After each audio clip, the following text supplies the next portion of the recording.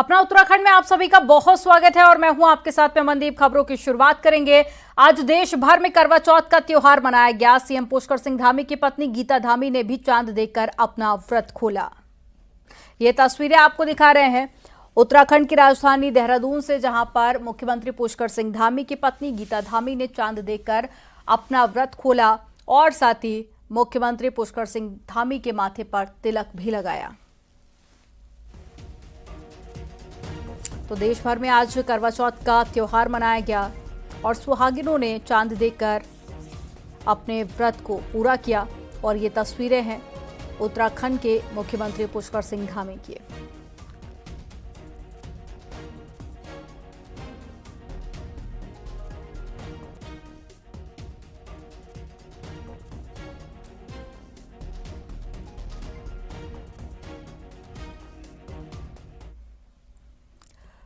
अब मैदान ही नहीं बल्कि पहाड़ की महिलाओं में भी करवा चौथ का क्रेज बढ़ चुका है। पहाड़ी क्षेत्र की महिलाओं ने भी करवा चौथ का व्रत रखा। पचवादून के साथ साथ जौनसार बावर में भी करवा चौथ की रौनक दिखाई दी। सुहागिनों ने पति की लंबी उम्र के लिए निर्जला व्रत रखा।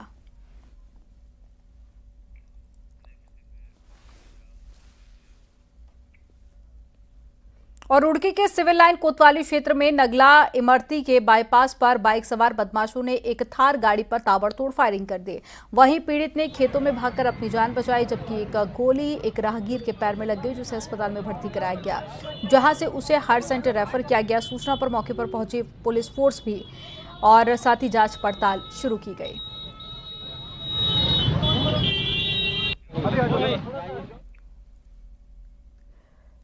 टिहरी में बाहरी लोगों द्वारा बढ़ते जमीन खरीद फरोख्त के मामलों को लेकर अब ग्रामीण लामबंद होने लगे हैं। टिहरी के चंबा और साथ ही धौलधार ब्लॉक में लगातार बढ़ते जमीन खरीद फरोख्त के मामलों को लेकर जहां कुछ लोगों ने खुली बैठक कर इस पर पाबंदी लगाई, तो अब अन्य गांव के लोग भी इस ओर मुखर होते हुए दिखाई दे रहे हैं। रविवार को चंबा के तानगला में महापंचायत आयोजित की गई, जिसमें से पैतृक भूमि बचाओ मुहिम का नाम भी दिया गया। गुलडी, धारकोट, दिखोलकोट और साथ ही 20 से ज्यादा गांव के लोग इस मुहिम में शामिल हुए। भूमि और पहाड़ के लोगों का बहुत बड़ा दुर्भाग्य है।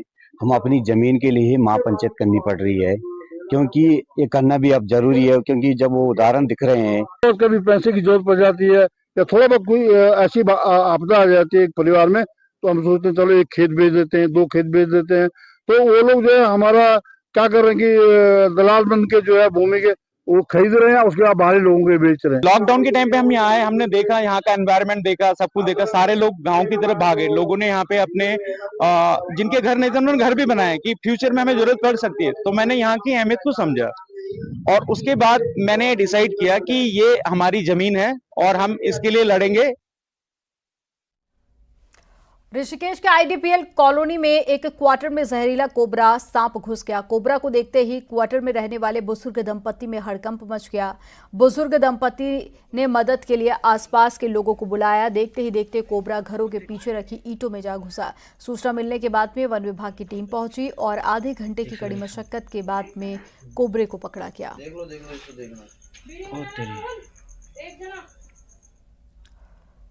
सीएम पुष्कर सिंह धामी ने बिजली उत्पादन और डिस्ट्रीब्यूशन से जुड़े निगमों को हिदायत दी है। बिजली के क्षेत्र में आत्मनिर्भर बनने के लिए वो अपने कमर कस लें। और सीएम ने कहा है कि उत्तराखंड राज्य बनते समय एक आइडिया ये भी था कि राज्य बिजली उत्पादन के क्षेत्र में सबसे आगे रहे। उन्होंने सलाह दी है कि पहले जो नहीं हो पाया, अब उस टारगेट को पाने के लिए 5 सालों की डेडलाइन तय की जाए। सीएम ने ये बात रविवार को बिजली डिस्ट्रीब्यूशन करने वाले PITCUL के एक डेलीगेट से मुलाकात के दौरान कही।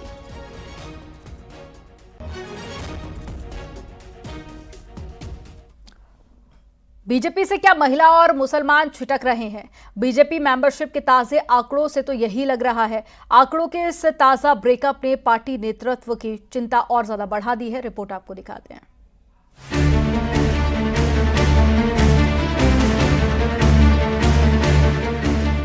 उत्तराखंड में बीजेपी को सबसे ज्यादा महिलाओं का वोट मिलता रहा है। लोकसभा और विधानसभा चुनाव में उसे बढ़ चढ़कर मिले आधी आबादी के वोट से इसे समझा जा सकता है। रविवार को बीजेपी ने मेंबरशिप आंकड़े जारी किए, जिसमें पार्टी ने दावा किया कि उसने तय टारगेट 20 लाख को पार करते हुए 20,17,000 मेंबर बना लिए हैं। पार्टी इसे भले ही बड़ी सफलता मान रही हो, लेकिन मेंबरशिप के इन्हीं आंकड़ों ने उसकी चिंता भी बढ़ा दी है। पहला ये कि उसका सबसे मजबूत वोट बैंक महिलाओं में से केवल 25% महिलाओं ने ही बीजेपी को ज्वाइन करने में रुचि दिखाई है, तो मुस्लिम समुदाय से मात्र 3% वोटर्स ने ही बीजेपी को ज्वाइन किया।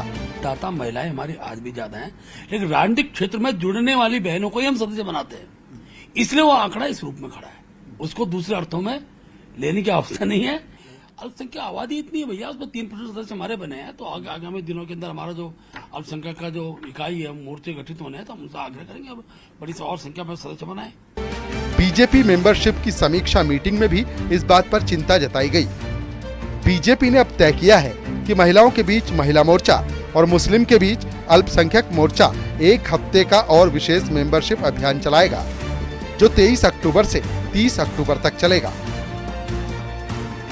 कि 7 दिन का विशेष अभियान वो अपना 23 तारीख से लेकर के 23 तारीख तक हम केवल महिला मोर्चे के माध्यम से महिलाओं में हमारी सस्ता बढ़े, उसके लिए हम लोग चलाएंगे। इसी प्रकार से अल्पसंख्यक मोर्चे के बीच में हम लोग ये 7 दिन का अभियान चलाएंगे। उत्तराखंड में गांव से लेकर शहर तक पिछले कुछ सालों में मातृशक्ति बीजेपी का एक मजबूत वोट बैंक बनकर उभरा है। 2022 के विधानसभा चुनाव में बीजेपी की सत्ता में जादुई वापसी, लोकसभा में 5 सीटों पर उसकी हैट्रिक को इसी वोट बैंक का कमाल माना जाता है। लेकिन मेंबरशिप के आंकड़े ने बीजेपी नेताओं की नींद जरूर उड़ा दी है। न्यूज़ 18 के लिए देहरादून से सुनील नवप्रभात की रिपोर्ट।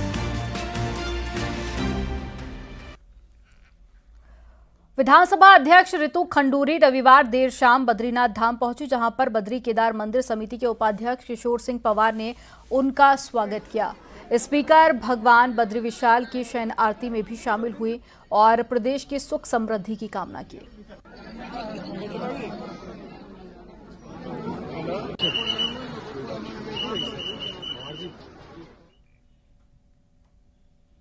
विकासनगर में लाखों की लागत से बनी कृषि विभाग की बिल्डिंग खंडर हो चुकी है और लोग इसे जल्द शुरू करने की मांग कर रहे हैं। रिपोर्ट में देखिए।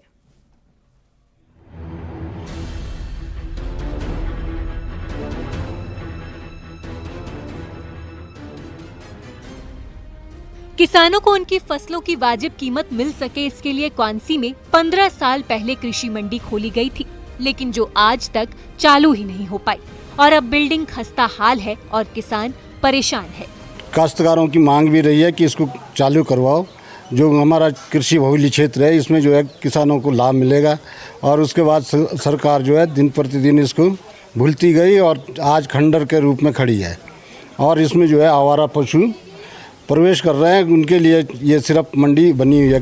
क्वांसी के किसानों को अपनी फसलों को बेचने के लिए 80 से 150 किलोमीटर दूर विकासनगर और देहरादून की कृषि मंडी जाना पड़ता है, जहां फसल ले जाने में किसानों का समय और पैसा दोनों बर्बाद होता है और बरसात में रोड बंद होने की वजह से किसानों की फसल खराब हो जाती है।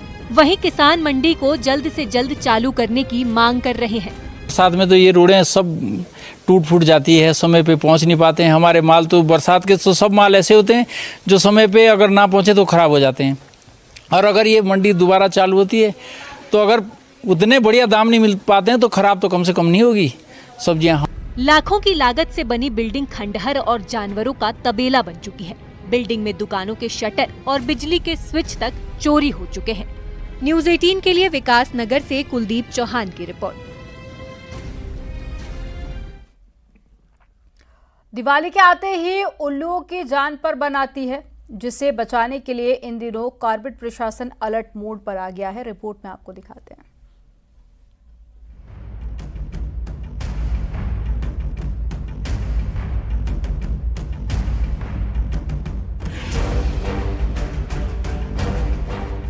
इन दिनों कॉर्बेट टाइगर रिजर्व और उसके आसपास के सभी डिवीजन उल्लुओं को शिकारियों से बचाने की कवायद में जुटे हुए हैं। दशहरे से लेकर दिवाली तक उल्लुओं की खूब पहरेदारी की जाती है।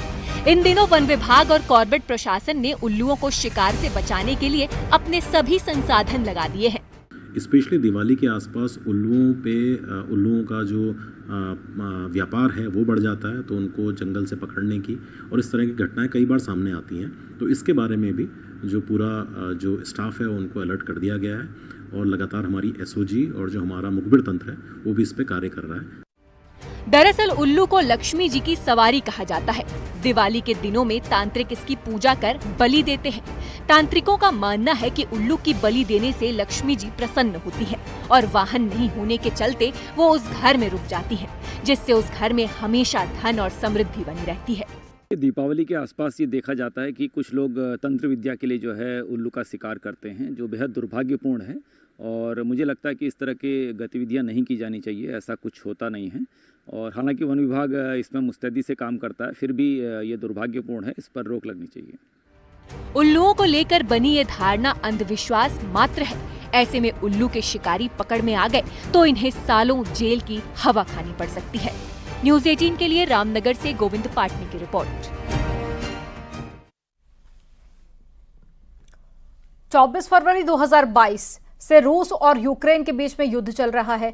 कई जाने जा चुकी हैं तो कई लोग बेघर हो चुके हैं, लेकिन आज भी रूस और यूक्रेन के नागरिक एक होकर रहना चाहते हैं।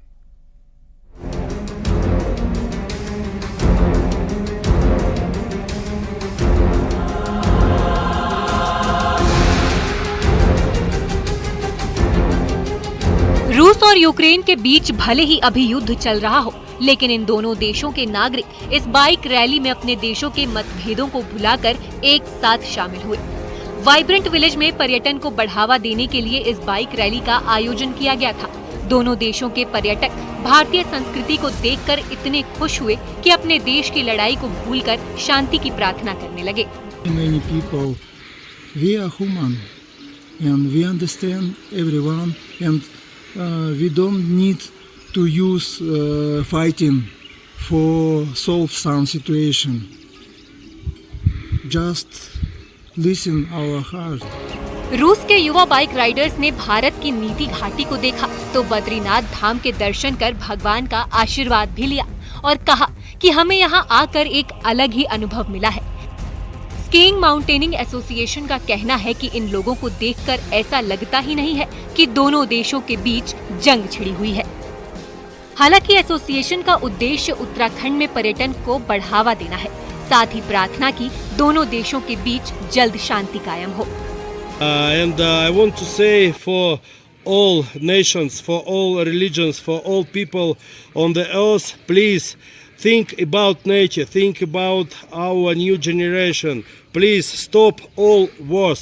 फिर ये देवभूमि है, देवभूमि में सभी लोगों का, उनके चरणों में सभी का स्वागत है। तो हो सकता भगवान ने ही ये सबको मिलाया होगा और अच्छा है अगर यहाँ से पॉजिटिव मैसेज जाए कि सब लोग एक हो रहे हैं। प्राचीन भारत से ही भारत की परंपरा वसुधैव कुटुंबकम की रही है, यानी संपूर्ण संसार एक परिवार है। इसी संदेश को लेकर रूस और यूक्रेन के नागरिक उत्तराखंड से वापस अपने देश को लौट गए। उम्मीद है कि ये संदेश जल्द ही दोनों देशों को समझ में आए और उनके बीच चल रहा युद्ध खत्म हो जाए। चमोली से न्यूज़ 18 के लिए नितिन सेमवाल की रिपोर्ट।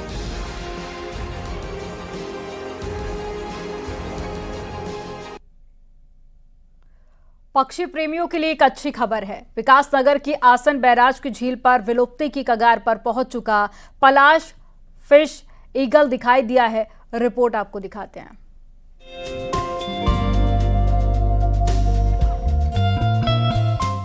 आसन बैराज इन दिनों विदेशी पक्षियों से गुलजार होना शुरू हो गया है। इन्हीं पक्षियों के साथ विलुप्ति की कगार पर पहुंच चुका प्लाश फिश ईगल का जोड़ा यहाँ पहुंचता है। विदेशी पक्षियों की बढ़ती संख्या लगातार पर्यटकों को अपनी ओर आकर्षित कर रही है। पर्यटकों के लिए यहाँ झील पर बोट का संचालन भी शुरू कर दिया गया है। हम तो यहाँ बेसिकली यहाँ घूमने आए हैं और यहाँ पे कहा जाता है कि यहाँ पे प्रवासी पक्षी वगैरह सभी आते हैं, तो हम यहाँ पे बोटिंग वगैरह करने अपनी फैमिली के साथ खूब एंजॉय करते हैं। और बहुत ही खूबसूरत जगह है। अभी तो पानी कम है, पर मौसम में पानी जब होता है तो उसमें काफ़ी बर्ड्स आती हैं। माइग्रेटरी बर्ड सेंट्रल एशिया से, रशिया साइड से बर्ड यहाँ आती हैं। आसन रामसर साइट की शान प्लाश फिश ईगल ने इस बार समय से पहले ही अपनी मौजूदगी यहाँ दर्ज करा दी है। हालांकि अभी इस पक्षी को अकेले ही झील के ऊपर उड़ता देखा गया है। दुनिया भर में फ्लैश फिश ईगल की संख्या मात्र 2500 के आसपास ही रह गई है। एक दुर्लभ प्रजाति का पक्षी है पलाश फिश ईगल, जो कि बहुत ही कम तादाद में है और अभी अकेले ही यहाँ पे आया है और इसका अभी नेस्टिंग 2017 के बाद यहाँ पे नहीं हो पा रहा है। तो उम्मीद की जा रही है कि जोड़ा बने और फिर यहाँ नेस्टिंग हो और फिर से ये पक्षी आबाद हो। पक्षी विशेषज्ञों को उम्मीद है कि फ्लैश फिश ईगल की मादा साथी भी जल्द ही रामसर साइट पर पहुंच जाएगी और इस बार ये जोड़ा अपना कुनबा बढ़ाने में कामयाब हो सकेगा। विदेशी पक्षियों से ये झील लगातार गुलजार होती नजर आ रही है। यहाँ पर पर्यटकों के लिए बोटिंग की सुविधा भी चालू कर दी गई है। खास बात है कि इस बार फ्लैश फिश ईगल भी यहाँ पर दिखाई दिया है। अब उम्मीद जताई जा रही है कि पर्यटकों की संख्या में यहाँ पर इस बार खासा इजाफा देखने को मिलेगा। विकासनगर से कुलदीप चौहान, न्यूज़ 18। यहाँ पर वक्त हो गया एक छोटे से ब्रेक का। आप देखते रहिए न्यूज़ 18।